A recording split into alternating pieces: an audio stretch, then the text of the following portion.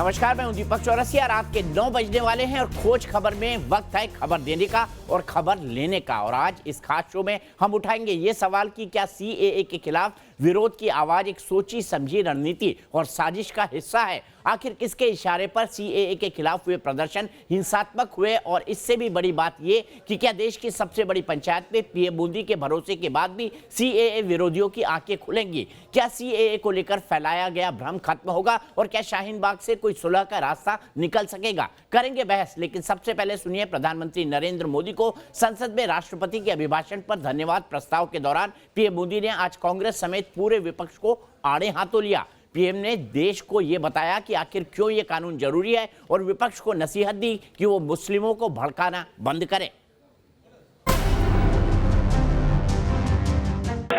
संविधान का महत्व समझना बहुत जरूरी है। संविधान बचाने की बातों वालों का न, लेकिन यही वामपंथी लोग, यही कांग्रेस के लोग, यही वोट बैंक की राजनीति करने वाले लोग वहां जा जाकर के उकसा रहे हैं, भड़काऊ बातें कर रहे हैं। खूब पर्दा है कि चिलमन से लगे बैठे हैं, सांप छुपते भी नहीं, सामने आते भी नहीं।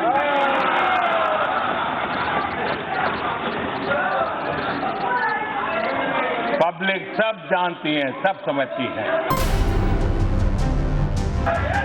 पाकिस्तान की बात बढ़ नहीं पा रही है, तब जब मैं हैरान हूं कि जिनको हिंदुस्तान की जनता ने सत्ता के सिंहासन से घर भेज दिया, वे आज उस काम को कर रहे हैं जो कभी ये देश सोच भी नहीं सकता था। अब कांग्रेस को जवाब देना होगा।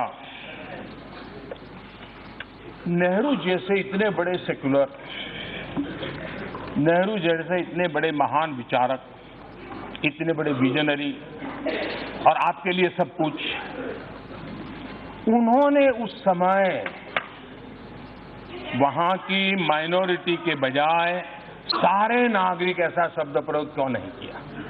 अगर इतने ही महान थे, इतने उदार थे, तो क्यों नहीं किया भाई? कोई तो कारण होगा। मैं 30-40 मिनट से बोल रहा था, लेकिन करंट पहुंचते पहुंचते इतनी देर लगी।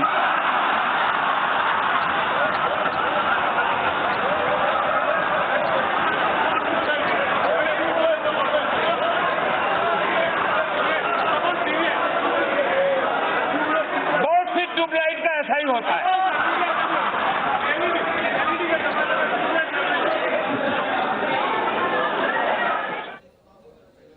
तो प्रधानमंत्री जब भी सदन के अंदर बोलते हैं राहुल गांधी पर कोई ना कोई निशाना जरूर साधते हैं, और ये रेफरेंस था राहुल गांधी के उस बयान को लेकर जिसमें उन्होंने कहा था कि प्रधानमंत्री को अगले 6 महीनों में लोग डंडों से मारेंगे। उसी के संदर्भ में जब बातचीत हुई तो राहुल गांधी खड़े हुए और प्रधानमंत्री ने इशारों इशारों में उन्हें ट्यूबलाइट कह दिया। सीधे हम इस बहस की शुरुआत करेंगे, समझेंगे शाहीन बाग के प्रदर्शनकारियों से, शाहीन बाग का समर्थन कर रहे लोगों से कि क्या प्रधानमंत्री की बात उन्हें समझ पड़ी है और क्या अब वो अपना आंदोलन वापस लेंगे।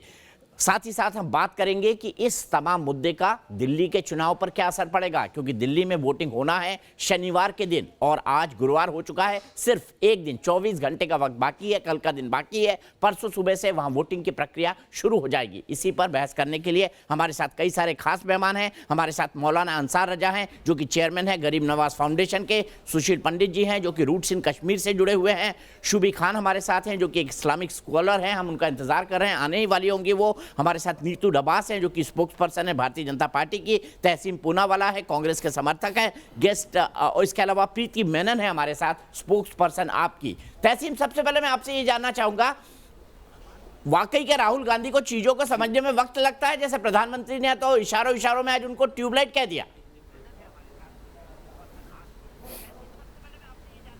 देखिए, मुझे नहीं पता कि राहुल जी को कितना समय लगता है, नहीं लगता है, लेकिन देश को ज़रूर समझ में आ रहा है कि जो हमारे वज़ीर आज़म है ये बहुत बड़े झूठे हैं और अपने वादों पर ये कायम नहीं रहते। ये वही वज़ीर आज़म है जिन्होंने कहा था कि नोटबंदी के बाद जीडीपी बढ़ेगी, घट गई है। वही वजीर आजम था जो 2 करोड़ थे, जो 2 करोड़ नौकरियां देने वाले थे। 45 सालों में सबसे अधिक बेरोजगारी इन्होंने पैदा किया और दुनिया की अर्थव्यवस्था हमारी मुल्क की वजह से खराब हो रही है, इनके श्रेय जाता है। लेकिन मैं उन मुद्दों में नहीं जाना चाहता हूँ, मैं सीए के मुद्दों पर आना चाहता हूँ। अच्छा, ये वही राहुल गांधी है जो टुकड़े टुकड़े गैंग के समर्थन में जेएनयू गए थे। ये वही राहुल गांधी है जिनके बारे में वो बात कर रहे हैं जो टुकड़े टुकड़े गैंग के समर्थन में उमर खालिद, जिसने कहा था भारत तेरे टुकड़े होंगे इंशाअल्लाह इंशाअल्लाह, उसके समर्थन में जेएनयू गए थे। ये वही राहुल गांधी है, ये वही राहुल गांधी है जिन्होंने लोकसभा के बाद कांग्रेस अध्यक्ष पद छोड़ दिया और अब फिर से अध्यक्ष बनना चाहते हैं। जी, मैं नहीं जानता अगर वह फिर से अध्यक्ष बनना चाहते हैं, लेकिन टुकड़े टुकड़े गैंग का क्योंकि आपने जिक्र किया दीपक भाई, और मैं जानता हूं कि आप इस जी जरूर आपकी बात सर आंखों पर, आपके मुंह में घी शक्कर, लेकिन मैं आपकी बहुत इज्जत करता हूं, आप जानते हैं सर। इसलिए मैं आपको एक चीज बताना चाहता हूं और ये आप जरूर जानते होंगे और आपके माध्यम से आवाम को बताना चाहता हूं, टुकड़े टुकड़े गैंग ऐसा कुछ नहीं है। ये बात खुद पार्लियामेंट में मौजूदा हुकूमत ने क्लैरिफाई किया है, ये भी क्लैरिफाई किया है कि लव जिहाद नाम की कोई चीज नहीं। तो ये जो मौजूदा हुकूमत है सिर्फ जहर फैलाती है, झूठ बात करती है, जिसका मैं आपको पहले उदाहरण देता हूं। अच्छा, ये बताओ, जेएनयू में नारे लगे थे तहसीन, जेएनयू में नारे लगे थे, ऐसे ही नारे शाहीन बाग में नहीं लगे क्या? जेएनयू में नारे लगे थे, ऐसे ही नारे शाहीन बाग में नहीं लगे? ऐसे ही नारे शाहीन बाग में नहीं लगे? अफजल हम शर्मिंदा है, तेरे कातिल जिंदा है। लगे सर, बिल्कुल लगे। तो कौन लोग थे नारे लगा रहे थे? बिल्कुल सर, जेएनयू में भी लगे, जी सर, जेएनयू में लगे, शाहीन बाग में लगे और आगे भी लगेंगे, क्योंकि लगाने वाले बीजेपी के समर्थक है। और कल एक समर्थक पकड़ी गई बुर्का के अंदर। और एक लास्ट चीज मैं कह दूं, आपको एक चीज पता होगा सर, आप तो इतिहास पढ़े लिखे, आपके आवाम को बता दूं, जब गांधी को मारने के लिए गोडसे गए थे तब वे भी मुसलमान का बेस पहनकर गए थे। ये तो आरएसएस की पहली चाल है, खुद नारे लगाते, अपने समर्थकों को भेजते, कल पकड़े गए थे और दूसरों पर ये बिल फाड़ते। जो नारे लगे थे वो भी बीजेपी के समर्थक थे और जो पकड़े जा रहे वो भी बीजेपी के समर्थक है। जैसे गोडसे आपको वो आरएसएस के कितने बड़े समर्थक है। आपका ये जो स्टेटमेंट है, मैं उमर खालिद को जरूर ट्वीट करूंगा, वो बताएंगे वो आरएसएस के कितने बड़े समर्थक है। नहीं तो जवाब चाहूंगा, आपकी पार्टी पर आरोप लगा है। ऐसा क्यों होता है जब देश विरोधी नारे लगते हैं तो कांग्रेस के सभी लोग ये बोलते हैं, कम्युनिस्ट ये बोलते हैं कि ये तो बीजेपी ने लगवाए हैं एक माहौल खड़ा करने के लिए। देखिए, उनकी बातों में कई सारी कंट्रोवर्सीज, लेकिन उन कंट्रोवर्सीज पे आने से पहले मैं उनकी एक बात का जवाब देना चाहूंगी कि जी वही नहीं, कंट्रोवर्सी क्या है, कॉन्ट्रडिक्शन क्या, वो मैं बताती हूँ। मैं ये इसका जवाब देने से पहले एक जो तहसीन पुला ने शुरू की थी वो बात, हंसी मैंने पहले सुन लीजिए, उस कंट्रोवर्सी को भी बताती हूँ। जो स्टेटमेंट आप दे रहे हैं ना बैठ के, उसका भी जवाब दे रही हूँ, ठीक है? ज्यादा हंसी मत निकालिए।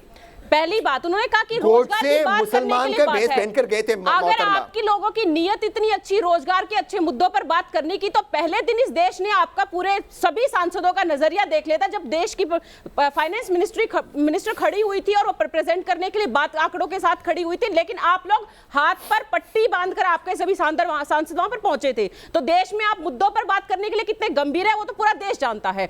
दूसरी बात आप करें तो आप ये कह रहे कि जो शाहीन बाग में नारे लग रहे हैं वो बीजेपी लगवा रही है, यानी कि हम शाहीन बाग पर अपने खिलाफ ही नारे लगवा रहे हैं, आपका यह मतलब है। तीसरी बात, मैं यूनिवर्सिटी से ही आती हूं, वहां पर एक घटना नहीं है, तमाम घटना, लेकिन जो देश में कांग्रेस और लेफ्ट का एक नेक्सस रहा है और जिसके आड़े कांग्रेस और लेफ्ट के नेक्सस के पीछे जो लेफ्ट को आपने आगे रख के, एकेडमिया को रख के जो एक लोगों को बैठा कर रखा, वो धीरे धीरे एक्सपोज हो रहे हैं। वो नारे लगे थे और जल्दी वो दिखाई दे जाएंगे, वो पीछे भी होंगे।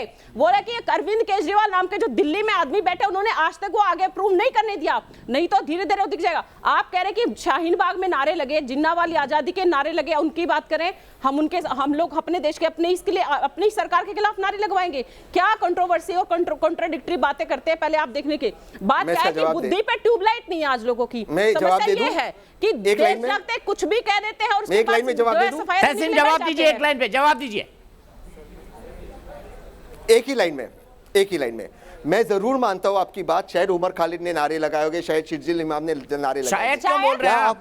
शायद क्यों बोल रहे हैं? वीडियो फुटेज है, वीडियो फुटेज है, सर मैं अपनी बात करता हूं, जाकर देख लो, मैं अपनी बात रखूं, सर मैं अपनी बात रखूं, मैम मैं अपनी बात रख देता हूं, प्लीज शांति से सुनिए। उन्होंने नारे लगाए, लेकिन क्या एक कॉमन सिटीजन की नारे की तुलना आप अनुराग ठाकुर से करोगे जिन्होंने कहा गोली मारो? क्या आप परवेश वर्मा से करोगे? क्या आप वजीर दाखिला से करोगे? क्या आप वजीर आजम से कहोगे जो कहते दंगाइयों को कपड़ों से घेरा जाता है?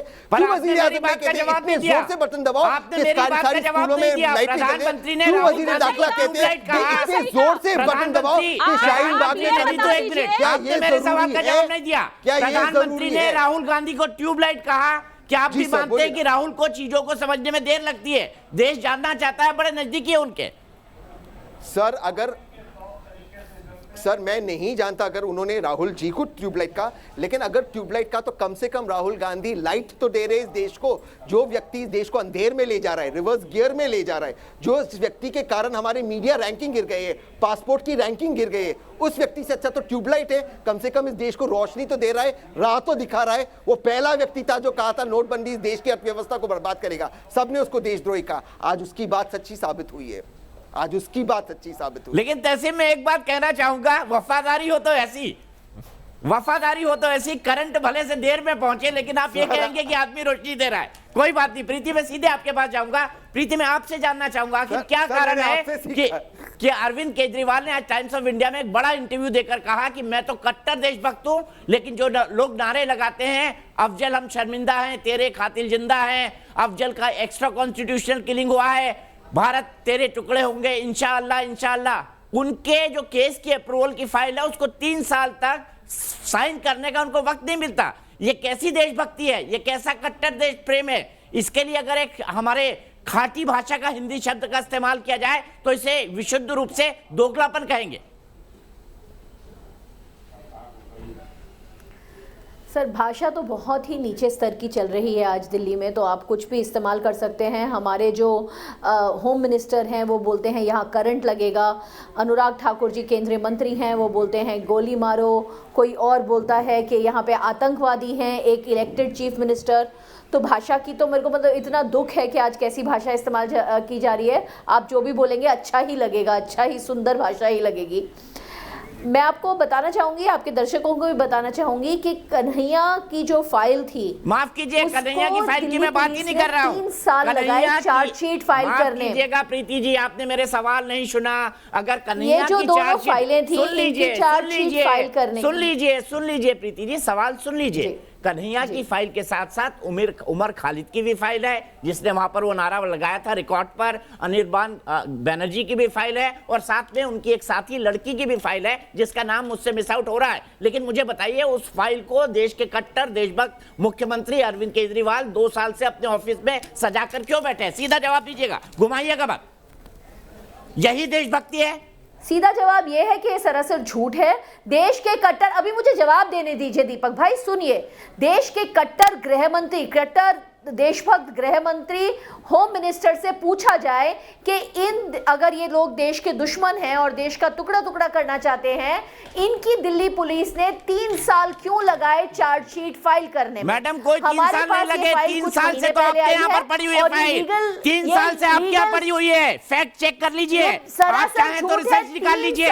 मोबाइल फोन पर चार्जशीट करने लगाई, हमारे पास कुछ महीने पहले आई है और हमने भेजी है लीगल ओपिनियन के लिए। इसमें हमारी सरकार का कोई दखल नहीं है। ये मैं कह रही हूँ, ये एब्सोल्यूट सच है। 3 साल दिल्ली पुलिस चार्जशीट फाइल करने में लगा देगी तो वो क्या न्याय देगी? अगर हमारे होम मिनिस्टर मैं मानता हूँ दिल्ली पुलिस निकम्मी है, दिल्ली पुलिस निकम्मी है, मैं मानता हूँ दिल्ली पुलिस निकम्मी है, उसने चार्जशीट फाइल करने में टाइम लगाया। लेकिन हमारे कट्टर देशभक्त मुख्यमंत्री ने 3 महीने भी क्यों लगाए? उनको तो आते से ही साइन कर देना था कि निकले दूध का दूध पानी का पानी हो। आप कानून की प्रोसेस को क्यों रोक रहे? बताइए, यह कौन सी देशभक्ति है? कट्टर देशभक्त अरविंद केजरीवाल हमारे संविधान और हमारी कॉन्स्टिट्यूशनल प्रोसेस और जुडिशियल प्रोसेस को इसीलिए जो नारे लगाता है, प्रीति जी, आप बरगलाइए मत, देश को बरगलाइए मत, देश को बरगलाइए मत। लीगल टीम पे जाती है तो मैडम के पास, मैं तो बोल रहा हूँ दिल्ली पुलिस निकम्मी है, होम मिनिस्ट्री निकम्मी है, आप लोग भी उसी निकम्मेपन का काम करेंगे। माफ कीजिएगा, ये शब्द इस्तेमाल कर रहा हूँ। आपको तो आगे आकर उस फाइल को आगे बढ़ाना था। ये देश है, अगर वो इतने ताकतवर हैं और इतने सशक्त हैं तो वो ना दिल्ली पुलिस से फाइल पास करवा सकते हैं टाइम पे, चार्जशीट नहीं फाइल करवा सकते।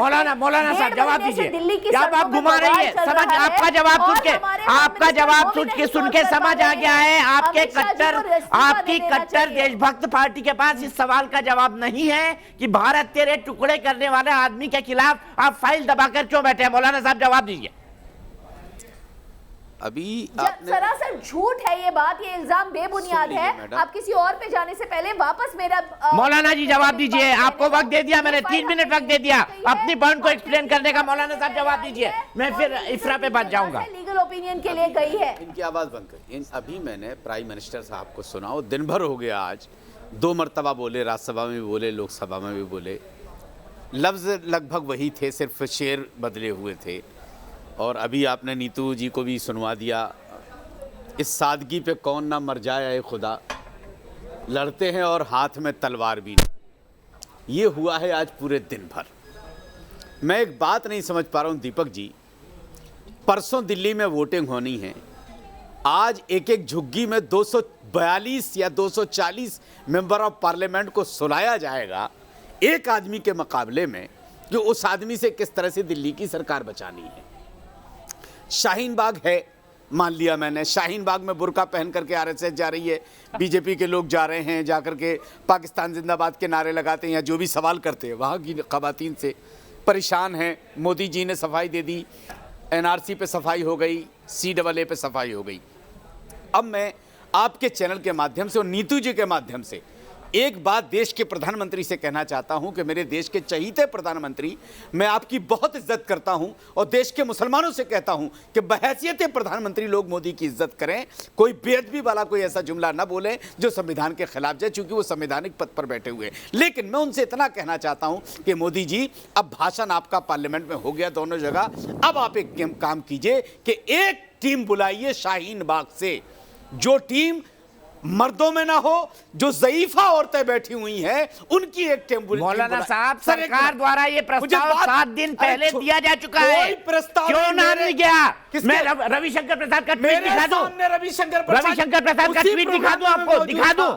झूठ मत फैलाइए, माफ कीजिएगा मौलाना साहब, ये बात रविशंकर प्रसाद 4 बार बोल चुके हैं, आपको वो क्लिपिंग सिखा दूंगा। झूठ मत फैलाइए। उन्होंने ये नहीं कहा कि मैं बात करने को तैयार हूं, उन्होंने कहा है कि आप एक राय कर लीजिए, आप एक लेटर भेजिए, स्ट्रक्चर बातचीत करिए। मैं चैनल का नाम नहीं, मुझे एक बात बताइए मौलाना साहब, एक बात बताइए, चैनल का नाम आप बहुत बड़े पैरोकार हैं ना शाहीन बाग के, गए हैं वहां पर भाषण दिया है, जवाब दीजिए। और गए हैं वहां पर भाषण दिया है, क्यों आप जैसे मौलाना जाते डरते हैं शाहीन बाग जाने से? जवाब दीजिए। सवाल पे रविशंकर जी ने जवाब दिया था, मेरे सवाल का जवाब दीजिए। लोग एक बात तय कर लीजिए, फिर मुझे बताइए, कहीं उन्होंने नहीं मौलाना अंसार रज़ा साहब तय करके बताया आपने, रविशंकर प्रसाद को तय करके बताया। नीतू जी से खड़े होके एक निवेदन करता हूं, नीतू जी, भाषण बहुत अच्छा पीएम ने दिया है, कल 10 बूढ़ी औरतों को, 10 बूढ़ी ज़ईफा औरतों को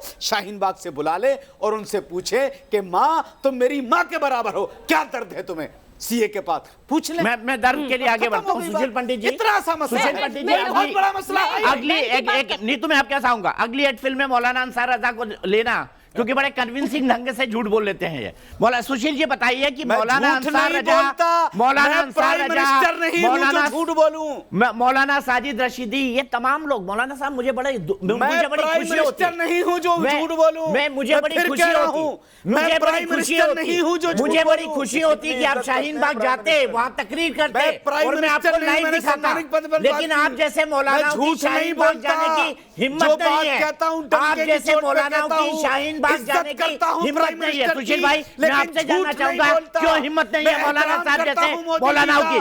ऑडियो कम कर दीजिए अंसार रज़ा साहब का, ब्लड प्रेशर बढ़ जाएगा। सुशील पंडित जी जवाब दीजिए। दीपक भाई, मौलाना साहब को दर्द कहीं और है, सहला कहीं और रहे हैं, इनके समाज का भी यही हाल है। हाँ, साहब पूरे देश का यही हाल है। इन्हीं के हमनाम है। फिर से क्यों चुनकर भेज दिया? फिर से क्यों चुनकर भेज दिया? यही आपका और आपके समाज का फ्रस्ट्रेशन है कि मोदी जी क्यों आ गए? यही फ्रस्ट्रेशन है आपका, यही फ्रस्ट्रेशन है आपका। मौलाना अंसार रजा, यही फ्रस्ट्रेशन है आपका। क्यों आ गए मोदी जी? क्यों आ गए बीजेपी? कल कैसे राम मंदिर के बारे में बोल करके आस्था इन्हीं जैसे मौलानाओं ने इन्हीं जैसे मौलानाओं के मुंह से कभी कभी 3 महीने का टाइम था, कभी बना लेते। इन्हीं जैसे मौलानाओं के मुंह से कभी कभी सच निकल जाता है। इनके एक हमनाम है मौलाना तौकीर रजा, उनका एक वीडियो सामने आया है। वो कह रहे हैं कि हमसे 3 तलाक पे आपने बेईमानी कर ली, हमसे अयोध्या पे आपने बेईमानी कर ली, आपने 370 के नाम पर कश्मीर में जुल्म कर दिया और ये आप इस तरह के काम किए चले जा रहे हैं। सीएए तो इन्होंने एक खूंटा बना लिया है, इस पर जितने भी इनकी आज तक के दर्द हैं पुराना जितना भी इनका आर्थराइटिस है सब निकल करके अभी आ रहा है, सभी घुटने में समा गया है और इसीलिए लंगड़ाते फिर रहे हैं। सीएए जो है ये इनको एक मौका मिला है उन सब पुराने दर्दों का हिसाब किताब पूरा करने के लिए और उन बूढ़ी ज़ईफ औरतों को, उन दुधमुहे बच्चों को आगे करके ये अपनी सियासत कर रहे हैं और कुछ नहीं कर रहे हैं। पंडित और जब वो एक दुधमुहा बच्चा मर जाता है तो उसको शहीद बता देते हैं बेशर्मी से। बिल्कुल मैं कहता हूं कि वो बेशर्मी है आपकी मौलाना, ये बेशर्मी है। एक बच्चे को मार डाला अपनी राजनीति के चक्कर में। उस बच्चे को मारा है भाजपा के कानून ने, आपके उस बच्चे को मारा है बीजेपी के शर्म आनी चाहिए। आप जस्टिफाई करेंगी 4 महीने के बच्चे की मौत को जस्टिफाई करेंगी? जस्टिफाई करेंगी आप बताइए। 302 का मुकदमा बीजेपी पर चलना चाहिए, उसको मारने वाली भाजपा है, उसको मारने वाली बीजेपी है। सबसे पहले मौलाना बच्चा शहीद हुआ है इस देश के नाम बच्चा मरा क्योंकि आप लोगों के अंदर इतनी अकल नहीं थी कि 2 महीने के बच्चे को वहां पर रखना नहीं चाहिए ठंड में, उसका दिखा